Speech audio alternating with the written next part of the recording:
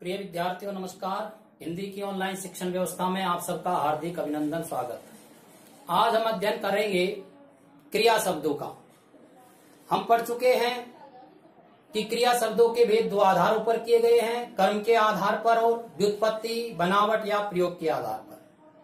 कर्म के आधार पर क्रियाओं के भेद, इसका हमने अध्ययन कर लिया है। व्युत्पत्ति, बनावट या प्रयोग के आधार पर क्रियाओं के भेद कितने हैं, इसका अध्ययन आज के इस वीडियो में हम करेंगे। इस वीडियो को पूरा देखने के लिए और शिक्षण के अन्य वीडियो आपके पास आते रहे, इसके लिए आप इसे सब्सक्राइब कीजिए और वीडियो के अंत में कम से कम 2 बार आप इसको पूरा सुनिए। स्क्रीनशॉट लेकर के अपनी कॉपी में आप इसे उतारिए। तो आइए समझते हैं व्युत्पत्ति के आधार पर क्रियाओं के भेद। व्युत्पत्ति के आधार पर क्रियाओं के 5 भेद यहां बताए हैं। अपूर्ण क्रिया, संयुक्त क्रिया, नाम धातु क्रिया और प्रेरणार्थक क्रिया। पूर्वकालिक क्रिया भी और कुछ व्याकरणों में पढ़ाई जाती है। अब इन व्युत्पत्ति के आधार पर जो क्रियाएं हैं, इनको भी कुछ व्याकरण आचार्यों ने 2 भेदों में बांटा है। एक भेद है मूल क्रिया और दूसरा भेद है यौगिक क्रिया। पहले हम इसमें अपूर्ण क्रिया को पढ़ते हैं। अपूर्ण क्रिया किसे कहते हैं? जैसा इनका नाम है वैसी इनकी परिभाषा होती है। बात मैं पहले भी कह चुका हूं आपको।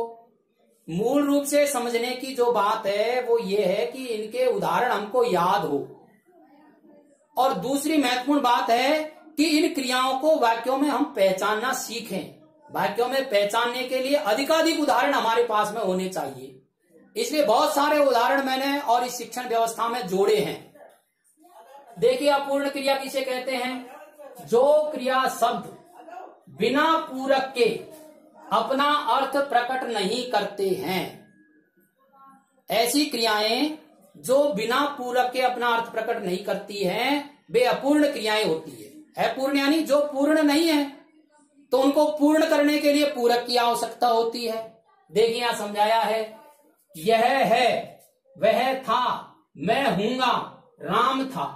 यहां पर है, था, हूंगा, था, ये ऐसी क्रियाएं हैं जिनका पूरा अर्थ प्रकट नहीं हो रहा है। इनका अर्थ प्रकट करने के लिए इनके साथ में पूरक की आवश्यकता होगी। नीचे समझाया गया है इसके उदाहरण देकर के। यह बालिका है, वह योग्य था, मैं सत्यवादी बनूंगा, राम मर्यादा पुरुषोत्तम थे, या राम राजा थे। अब इसमें बालिका, योग्य, सत्यवादी, ये ऐसे शब्द हैं जो इन क्रियाओं के पूरक हैं, इनकी पूर्णता का बोध करा रहे हैं। तो ऐसी क्रियाओं को हम अपूर्ण क्रिया कहते हैं। और ये जो सब क्रियाएं हैं, ये अकर्मक क्रिया है। अकर्मक। सकर्मक क्रियाएं भी होती है इसमें। मैं उसे मानता हूं, तुम मुझे लिखो, मैं उसे मानता हूं, तुम मुझे लिखो।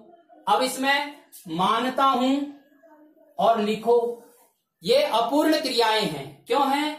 क्योंकि इनका अर्थ पूर्ण नहीं हो रहा है। अब इनका अर्थ पूर्ण करने के लिए मैं उसे चतुर मानता हूं, तुम मुझे पत्र लिखो। तो चतुर और पत्र, ये 2 जो शब्द है, ये इसके पूरक हैं। ये क्रियाएं सकर्मक हैं।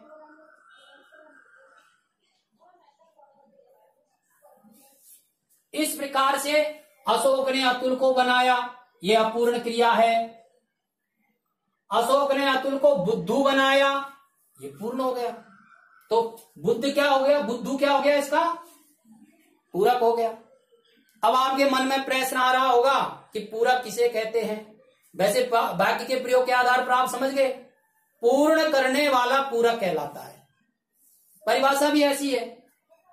संज्ञा, सर्वनाम, विशेषण शब्द जो अर्थ को पूर्ण करने के लिए प्रयुक्त किए जाते हैं, पूरक कहलाते हैं। पूरक शब्द कौन होते हैं? या तो संज्ञा शब्द होते हैं, या सर्वनाम शब्द होते हैं, या विशेषण शब्द होते हैं। ये क्या करते हैं? क्रिया के, संज्ञा के, सर्वनाम के, विशेषण के पहले आकर के उसका अर्थ पूर्ण करते हैं। यहां पर प्रसंग क्रिया का चल रहा है, इसलिए ये सब क्रिया के पूरक हैं। पूरक विशेषण का भी होता है, पूरक क्रिया विशेषण का भी होता है, पूरक सर्वनाम का भी होता है, पूरक संज्ञा का भी होता है।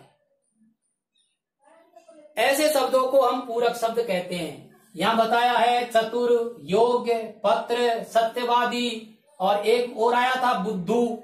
ये सारे शब्द पूरक शब्द है। अब क्रिया का दूसरा जो भेद है वो है संयुक्त क्रिया। संयुक्त यानी मिलकर के बनती है। दो या अधिक धातुओं से बनी क्रिया संयुक्त क्रियाएं कहलाती है। ऐसी क्रियाएं जो दो से अधिक धातुओं से बनती है। उदाहरण समझ लीजिए, वह रोने लगा। दो क्रियाएं हैं, रोने और लगा। रोना, लगना, दो क्रियाएं मिलकर के एक ही क्रिया का अर्थ प्रकट कर रही है, इसलिए इसको संयुक्त क्रिया कहते हैं। प्रयोग हो रहा है दो क्रियाओं का, लेकिन अर्थ एक क्रिया का प्रकट हो रहा है, इसलिए इसको संयुक्त क्रिया कहेंगे। और ये संयुक्त क्रिया है आरंभ बोधक। लड़के भाग चुके, दो क्रियाएं हैं, भागना और चुकना। दोनों क्रियाएं मिलकर के एक क्रिया का अर्थ प्रकट कर रही है। और यहां काम पूरा हो गया, इसलिए इसको समाप्ति बोधक संयुक्त क्रिया कहेंगे। ऐसे इसके कुल मिलाकर के 13 भेद होते हैं। 13 में से कुछ भेदों का यहाँ उल्लेख किया गया है, बाकी इच्छा बोधक है, निश्चय बोधक है। ऐसी क्रियाएं कुल मिलाकर के 13 प्रकार की होती हैं। वह मुश्किल रो पाया, अवकाश बोधक है। बच्चों को खेलने दो, अनुमति बोधक। लड़के खेल रहे हैं, नित्य बोधक। उसको घर जाना चाहिए, आवश्यकता बोधक। वह गिर पड़ा, निश्चय बोधक। ये ऐसी क्रियाएं हैं जो दो क्रियाओं से मिलकर के बनती है। अब इन क्रियाओं की दो विशेषताएं और बताइए। एक तो ये क्रियाएं दोनों रूपों में पाई जाती हैं, अकर्मक और सकर्मक। जिस प्रकार से अपूर्ण क्रिया भी अकर्मक और सकर्मक दोनों रूपों में पाई जाती है, ऐसे ये क्रियाएं भी दोनों रूपों में पाई जाती है। दूसरी विशेषता, इसमें दो से अधिक क्रिया होती है, इसलिए उनमें से प्रथम जो क्रिया होती है वह प्रधान होती है और दूसरी जो क्रिया होती है वह गौण होती है। वो प्रधान क्रिया के अर्थ को प्रकट करने में ही सहायक होती है और दो से अधिक क्रियाओं से मिलकर के बनती है, इसलिए इनको यौगिक क्रिया भी कहते हैं।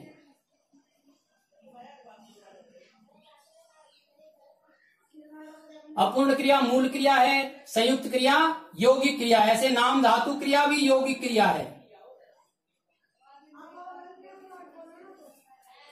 तीसरे प्रकार की क्रिया है नाम धातु क्रिया।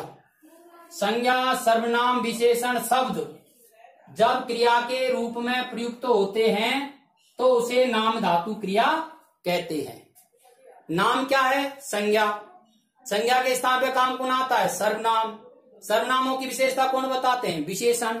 कुल मिलाकर के हम ये कह सकते हैं ऐसी क्रियाएं जो नाम के स्थान पर काम आती है या ऐसी क्रियाएं जो संज्ञा, सर्वनाम और विशेषण के विशेषण शब्द हैं लेकिन क्रियाओं के रूप में प्रकट होते हैं, ऐसी क्रियाओं को नाम धातु क्रिया कहते हैं। जैसे राम शर्माता है, यहाँ शर्माना क्रिया है, ये शर्म विशेषण से बनी है। ऐसे संज्ञा शब्दों से बनने वाली क्रियाएं, सर्वनाम शब्दों से बनने वाली क्रियाएं और विशेषण शब्दों से बनने वाली क्रियाएं। संज्ञा शब्दों से जैसे हाथ संज्ञा है, इससे हथिया और हथियाना। झूठ संज्ञा है, झुठला, झुठलाना। लाठी संज्ञा है, लठिया, लठियाना। सर्वनाम शब्दों से आप सर्वनाम शब्द है, अपना, अपनाना।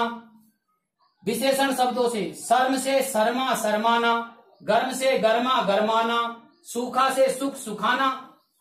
ऐसे संज्ञा शब्दों से, विशेषण शब्दों से और सर्वनाम शब्दों से बनने वाली क्रियाएं नाम धातु क्रियाएं कहलाती है।